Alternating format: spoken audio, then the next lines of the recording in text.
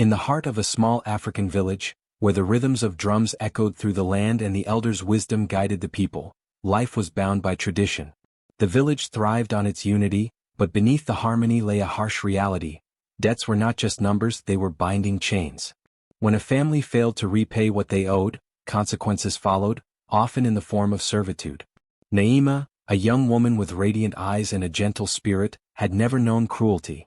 She was the pride of her family, loved by her mother and admired by the villagers for her kindness. But fate had a different plan. Her father, once a respected man, had fallen on hard times. A series of failed harvests combined with a bad trade left him drowning in debt. Desperation turned him into a man unrecognizable to his own daughter. One fateful evening, Naima overheard whispers in their small hut. A stranger's voice, deep and authoritative, spoke of an agreement. She pressed herself against the thin wooden walls, listening in horror as her father begged for more time. But the man would not relent. The debt had to be paid and the price would be Naima. When the morning sun painted the village in golden hues, Naima's life was no longer her own. Her father, with downcast eyes and trembling hands, led her to the marketplace. There, a foreign trader awaited, his piercing gaze appraising her as if she were nothing more than an object. She searched her father's face for remorse, for hesitation, for love, but found only shame. The village watched in silence as the exchange was made. Some pitied her, others turned away, unwilling to defy the ancient ways. Her mother wept, but no one intervened. A single tear slid down Naima's cheek as she was led away, her wrists bound, her fate unknown. As the village faded in the distance, her heart pounded with questions. Would she ever return? What kind of life awaited her? And why did the foreign trader, despite his cold demeanor, keep stealing glances at her as though he knew something she did not? Thus began Naima's journey, a path paved with suffering, but one that would soon lead to the most shocking revelation of all. The journey to the distant kingdom was long and grueling. Naima, her wrists bound and her spirit heavy, was transported far from everything she had ever known. The foreign trader, who had taken her from her village, spoke little, his eyes betraying no emotion. Each passing mile deepened the fear in her heart. She had heard stories of slaves being sent to cruel masters, forced into lives of endless suffering. Would that be her fate too? When they finally arrived, Naima stood in awe and dread before the towering walls of a grand palace. Unlike the modest huts of her village, this place shimmered with wealth and power. The guards at the gate barely glanced at her as the trader handed her over, sealing her fate. Inside, she was given simple garments and stripped of any identity beyond her role as a servant. The head housekeeper, a stern woman with sharp eyes, wasted no time assigning her duties. From dawn until night, she scrubbed floors, carried water, and endured the scolding of those above her. But Naima was not one to break easily. She had always been strong not just in body but in heart. She did her tasks diligently, never allowing bitterness to take root. Even in her suffering, she found small moments of solace. The scent of flowers in the palace garden, the laughter of young maidens, the gentle glow of the evening moon. One night, as she sat alone in the servants' quarters, an old woman approached her. Her face was lined with years of wisdom, her eyes holding secrets untold. She placed a gentle hand on Naima's shoulder. "Child, do not weep for what you have lost," she whispered. "Destiny has a strange way of unfolding. Sometimes what seems like a curse is only the first step toward something greater." Naima looked up, startled. "How can this be anything but a curse? My own father gave me away. I have nothing left." The old woman smiled knowingly. "You have more than you think. And soon, you will understand why you were brought here." Naima did not know what the old woman meant, but her words planted a seed of hope. Though she was a servant in a foreign land, though she had lost everything, perhaps her story was far from over. Something unseen was at work. And in the shadows of the palace, her fate was quietly preparing to reveal itself. Despite the grandeur of the palace, there was one mystery that all the servants whispered about: the ruler of the kingdom. Unlike other monarchs who basked in power and demanded constant attention, this one remained hidden from the public eye. Some said he was a great warrior who had conquered many lands. Others believed he carried a terrible curse, keeping him away from the world. The only certainty was that he ruled with wisdom and strength, and no one dared to question his ways. Naima, though curious, was too busy with her tasks to dwell on such rumors. She scrubbed the floors of the grand hall, polished silver goblets in the royal dining room, and carried baskets of fruit to the kitchens. Through it all, she maintained her kindness, helping other servants whenever she could and offering gentle words to those who were weary. One afternoon, as she was arranging fresh flowers in the courtyard, she noticed a figure in the distance. He was standing in the shadows, cloaked in a dark robe. Though she could not see his face, she felt the weight of his gaze upon her. It sent a shiver down her spine, not out of fear, but out of an unexplainable sense of familiarity. Before she could take a closer look, the figure turned and disappeared into the palace halls. That night, as Naima prepared to rest, an eerie feeling washed over her. It was as if someone was watching her, yet whenever she turned, she found nothing but the flickering light of the lanterns. The servants around her began to take notice of strange occurrences. The palace guards, who once barely acknowledged her presence, now seemed more attentive whenever she passed. The head housekeeper, once indifferent, became oddly gentle in her reprimands. The cooks began slipping extra food into her meals, though they never explained why. One evening, as she carried a tray of fruit toward the upper chambers, she overheard two guards whispering. "Have you noticed how often he watches her?" one said. "The master?" the other replied in hushed tones. "Yes, it is unusual. He has never taken interest in a servant before." Naima's heart pounded in her chest. Was it true? Had the ruler of the kingdom taken notice of her? And if so, why? As questions swirled in her mind, she felt that her life in the palace was about to change in ways she could never have imagined. Fate, it seemed, was guiding her toward something far greater than she had ever dreamed. Naima had spent months in the palace, enduring long hours of labor and surviving on quiet strength. But nothing could have prepared her for the day she was summoned before the ruler. The announcement came suddenly. A royal guard appeared in the servants' quarters, his face stern yet respectful. "The master requests your presence," he said, his voice carrying an authority that silenced the room. The other servants gasped, exchanging anxious glances. No mere servant had ever been called before the ruler. Naima felt her heart race. Had she unknowingly committed some offense? Would she be punished? Her hands trembled as she followed the guard through the vast corridors of the palace. They passed towering marble columns, golden chandeliers that flickered in the dim candlelight, and velvet drapes that swayed with the evening breeze. Each step felt heavier than the last. Finally, they stopped before an enormous set of doors, adorned with intricate carvings of ancient kings and queens. The guard pushed them open and Naima stepped inside. The room was dimly lit, with a single source of light coming from a grand hearth. At its center stood a tall figure, his back turned to her. He wore a robe of deep blue, embroidered with gold, and though Naima could not see his face, she could feel an air of authority radiating from him. "Come closer," his voice commanded. Naima swallowed her fear and stepped forward. Her legs felt weak, but she refused to falter. Then, to her astonishment, the ruler turned around and her breath caught in her throat. He was younger than she expected, his face marked not by age but by wisdom and quiet strength. His eyes, dark and piercing, held something she could not place, something that made her chest tighten. "You do not recognize me, do you?" he said, his voice softer now. Naima's confusion deepened. "No, my lord," she answered hesitantly. A small, almost sad smile touched his lips. "But I know you, Naima. I have always known you." Her mind reeled. How could the ruler of this great kingdom know a mere servant girl like her? "You were taken from your home against your will," he continued, "given away like a possession. But your fate was never meant to end in servitude." Naima's breath hitched. "How do you know this?" she whispered. Instead of answering immediately, the ruler stepped forward, closing the distance between them. He lifted a small pendant that hung from his neck, revealing a symbol that sent a jolt of familiarity through her. It was the same symbol that had been embroidered on her mother's shawl. The same one she had seen in childhood, though she had never understood its meaning. Naima's mind spun. Who was he? Why did he speak as if their lives had been intertwined before? "Your past is not what you believe it to be," the ruler said, his gaze locking onto hers. "And neither is mine." 1,000 questions flooded her thoughts, but one thing was clear, her life was about to change forever.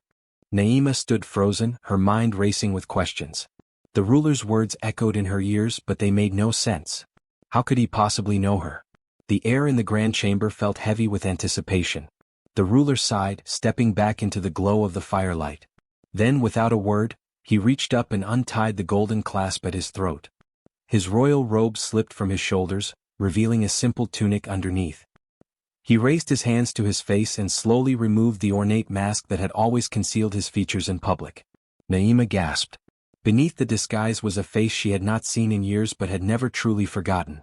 His sharp cheekbones, the deep-set eyes, and the faint scar just above his brow, memories came rushing back. She clutched her chest, barely able to breathe. It can't be. The ruler gave a small, knowing smile. Yes, Naima. It is me. Her mind reeled, transporting her back to the village of her childhood. There had been a boy, a kind, mischievous boy, who used to play near the riverbank, who always spoke of grand dreams and distant lands. She had known him before life had taken its cruel turn, before he had vanished without a trace. Kamal? She whispered, barely believing the name as it left her lips. The ruler? No, Kamal nodded. I was taken away when I was still a boy. Banished from my home by those who feared my birthright. They thought by sending me far away they could erase my existence. But I survived. I learned. And I swore that one day I would return, not in the open, not with an army, but with wisdom and patience. The throne was always meant to be mine, and I have waited for the right time to reclaim it. Naima's head spun. But why didn't you tell me before? Why let me suffer as a servant when you knew who I was? Pain flickered in Kamal's eyes. I had to be sure. I needed to know if you were still the girl I once knew, the girl with the heart of a warrior. If I had revealed myself too soon, you might not have believed me. I needed to wait for the right moment. And now, Naima, that moment has come. She took a shaky step forward, emotions warring within her. You recognized me the moment I arrived? Yes, Kamal admitted. The moment I saw you, I knew. A flood of emotions washed over Naima. Relief, anger, disbelief. She had been torn from her home, forced into servitude, and all this time, the man in power had been someone from her past. But what does this mean? She asked, her voice barely above a whisper. Why reveal this now? Kamal reached for her hand, his grip warm and firm. Because, Naima, your suffering is over. And because you are not just a servant. You never were. You are a part of my destiny. Naima's heart pounded. Everything she thought she knew had been turned upside down. But one truth remained, her life was no longer in chains. It was just beginning. Naima stood in stunned silence as the words left Kamal's lips. The grand hall, filled with nobles, advisors and servants, erupted into gasps and murmurs. The prince, their ruler, had just declared that he would marry a former slave. The air felt heavy with disbelief. Some of the courtiers exchanged wary glances, others whispered behind their hands. The palace walls, once so cold and distant to Naima, now seemed to close in around her, suffocating her with the weight of what had just happened. She turned to Kamal, searching his face for any sign that this was some elaborate test or jest. But there was only sincerity in his dark eyes. You wish to make me your wife? She asked, her voice barely above a whisper. Kamal nodded. Not wish, Naima. I have decided. I have loved you in silence from the moment I recognized you. It was the ancestors who brought you back into my life, and I will not ignore their will. You are not meant to serve in this palace, you are meant to rule beside me. The murmurs grew louder. The noble families had expected Kamal to choose a bride from one of their own, perhaps a princess from a neighboring kingdom or the daughter of a powerful warlord. But instead, he had chosen a woman who had arrived in chains, a woman who had been sold as nothing more than a debt payment. An elder court advisor stepped forward. My prince, surely you must reconsider. The people will not accept a former slave as their queen. Kamal's gaze turned sharp. Then they will learn to. Naima's heart pounded. Could she do this? Could she step into a life of power after so many years of powerlessness? The thought was overwhelming. Late that night, alone in her chamber, she sat by the open window, staring at the stars. A part of her still felt like the frightened girl who had been torn from her home, traded away like a mere possession. And yet, deep within, something stirred, a flicker of strength she hadn't known she possessed. She thought of everything she had endured, the betrayal, the servitude, the loneliness. If fate had truly led her here, who was she to resist it? The next morning, dressed in flowing silk robes embroidered with golden thread, Naima stepped forward before the people of the kingdom. Kamal stood beside her, his hand in hers. As the royal priest placed a jeweled crown upon her head, she heard the people chant her name, some with joy, some with hesitation. She was no longer a slave. She was a queen. And the world would soon learn her true strength. Naima's return to her village was nothing short of a spectacle.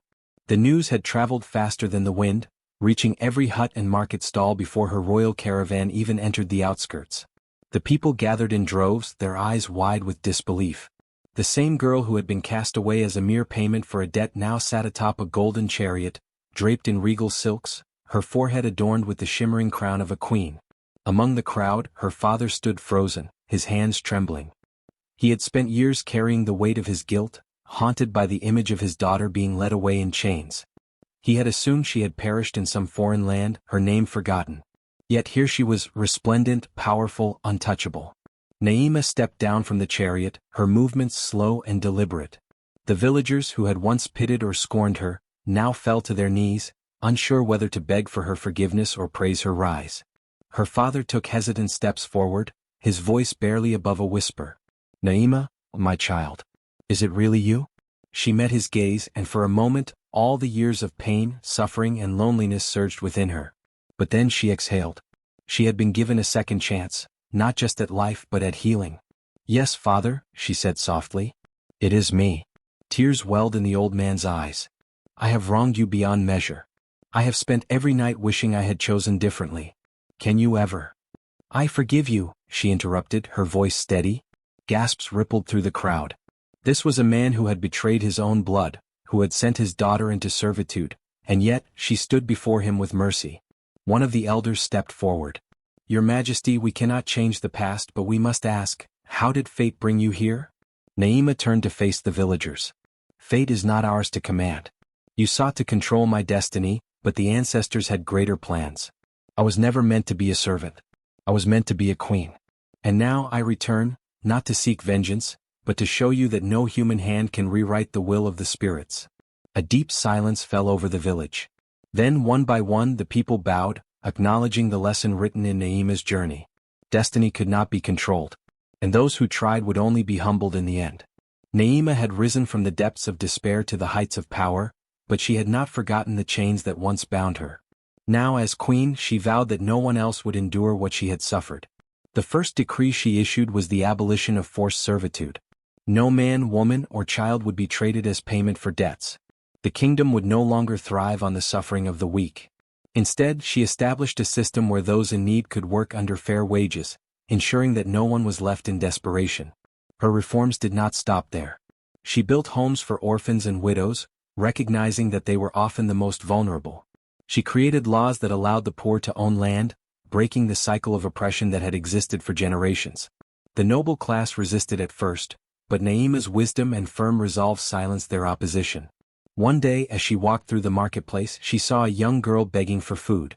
The sight sent a chill through her heart. She had once been that girl. Kneeling she took the child's hands in hers. "What is your name?" she asked gently. "Ayo, your Majesty," the girl whispered, eyes wide with awe. Naima smiled. "From today you and all children like you will have a place in the Royal Academy. No child should beg when they have the right to learn and thrive." The people rejoiced. Under Naima's rule, justice prevailed and the kingdom flourished. She became known not just as a queen, but as a mother to her people. Years passed, and the tale of her journey spread far beyond the borders of her land. Travelers spoke of the queen who had once been a slave, of the father who had betrayed her, and of the destiny that had lifted her above all who had doubted her. Sitting upon her throne one evening, Naima watched the sunset over her kingdom. She thought of the hardships, the betrayals, and the moments when she had felt utterly alone. But now she understood, every struggle had shaped her into the ruler she was destined to be. Her story became legend, passed down through generations. A tale not just of suffering but of resilience, compassion, and the power of destiny. For she was no longer a slave. She was a queen. Naima and the Forgotten Prince had transformed the kingdom into a land of fairness, justice, and opportunity. Their rule was unlike any other, shaped by the hardships they had endured and the lessons they had learned. Under their reign, no one was ever forced into slavery again. The kingdom once known for its wealth built on servitude became a beacon of freedom and equality. The markets flourished with honest trade, and the fields prospered as farmers worked their own lands instead of toiling for cruel masters. The people thrived, their voices heard in the royal court, their dignity restored. The prince, now a wise and just king, ensured that history would not repeat itself. He established a council where even the poorest could bring their concerns. Every decision was made with the people's welfare in mind, and his love for Naima remained unwavering. Naima, once a slave with no power over her fate, had become the heart of the kingdom. She personally oversaw schools for orphan children, built homes for widows, and ensured that no family suffered the fate she once had. She forgave her father, but she never forgot the pain of being betrayed by blood. Her story became a lesson for all. Wealth and desperation could drive people to cruelty, but love and wisdom could rebuild what was lost. As the years passed, the kingdom flourished beyond imagination. Travelers from distant lands came to hear the tale of the forgotten prince and the slave-turned-queen. Stories of their struggles, triumphs, and compassion spread across generations. Sitting on her throne one evening, Naima watched the setting sun paint the sky with hues of gold and crimson. She held her husband's hand, feeling the strength in his grasp, the same strength that had carried them both through trials no one could have foreseen. "Do you think they will remember us?" she asked softly. The king smiled. "They will not only remember us, my love. They will learn from us." And so, long after their reign had ended, their story lived on. Parents told their children of the prince who had been cast away and the girl who had been sold, only to rise as the greatest rulers their land had ever known. The legend of the forgotten prince and the slave-turned-queen became a guiding light for generations, teaching all who heard it that fate always has a greater plan than what the eyes can see. As the years passed, Naima's transformation from a helpless slave to a powerful and compassionate queen became the heartbeat of the kingdom. Her reign, alongside her husband, the once forgotten prince, was marked by wisdom, justice, and an unshakable commitment to ensuring no soul suffered as she once had. What had begun as a tragic betrayal had turned into a destiny beyond imagination, proving that fate's hands were always at work, even in the darkest moments. The kingdom, once riddled with corruption and social disparity, flourished under their rule. The first decree Naima passed as queen was the complete abolishment of slavery, declaring that no human being should ever be sold or forced into servitude. The chains that once bound her now symbolized the freedom she had won, not just for herself but for all who called the kingdom home. Naima's father, the very man who had given her away, heard of her rise to power. The news shook him to his core. Shame weighed heavily upon him, knowing that the daughter he had discarded now sat upon a throne, more powerful than he had ever been. Though fear held him back, he made the long journey to the palace, hoping for an audience with his child, whom he had betrayed. When he arrived at the royal court, he fell to his knees before Naima, his once proud posture broken by regret. "My daughter," he said, his voice trembling, "I do not deserve your forgiveness, but I beg for it." The court fell silent. The nobles, the servants, and even the villagers who had gathered to witness the moment held their breath. Would she cast him out? Would she let him feel the sting of rejection as she once had? But Naima, now a queen, had grown wise. She had learned that bitterness only bred more suffering, and that true power lay in mercy. She stepped down from her throne and lifted her father to his feet. "I forgave you long ago," she said. "But forgiveness does not erase the past, it teaches us never to repeat it." Her words rippled through the kingdom like a wave, inspiring others to seek reconciliation, to learn from their mistakes, and to understand that the past, no matter how painful, could be used to build a better future. Beyond the royal court, Naima dedicated herself to rebuilding the lives of those who had suffered under the cruel system she once endured. She established homes for freed slaves, ensuring they had shelter and worked to rebuild their dignity. She founded schools where both boys and girls could learn, breaking the cycle of ignorance that had kept so many in chains for generations. Her husband, the once forgotten prince, stood beside her, ruling with the same compassion and strength. He had never forgotten his own exile, nor the years spent longing for justice. Now as king he made sure that the people were heard, their needs met, and their voices valued. The kingdom became a beacon of hope, drawing travelers from far and wide who wished to witness the miracle of the slave-turned-queen and the prince who returned. As time passed, Naima and her husband had children of their own, future rulers who would carry on their legacy. They raised them not in the luxury of entitlement, but in the wisdom of struggle, ensuring that they understood the weight of responsibility that came with power. One day an old woman arrived at the palace gates. She was frail, her back bent with age, her hands trembling from years of labor. She was the same servant who, in Naima's darkest days, had whispered to her that destiny worked in strange ways. The queen welcomed her with open arms, offering her a place to rest for the remainder of her days. "You were right," Naima told her. "Fate had plans I could not see." The woman smiled. "And now your story will be told for generations to come." And so it was. Through the years, elders sat beneath the great baobab trees, recounting the tale of Naima, the girl who was given away as a slave, only to return as a queen. Her story was woven into the very fabric of the land, passed from mother to daughter, from father to son, reminding all who heard it that fate was never cruel, it was merely waiting for the right moment to reveal its purpose. Even long after Naima and her husband had passed into the realm of the ancestors, their kingdom remained strong, their laws upheld, their legacy unbroken. The land they had ruled continued to thrive, and the people continued to tell their tale.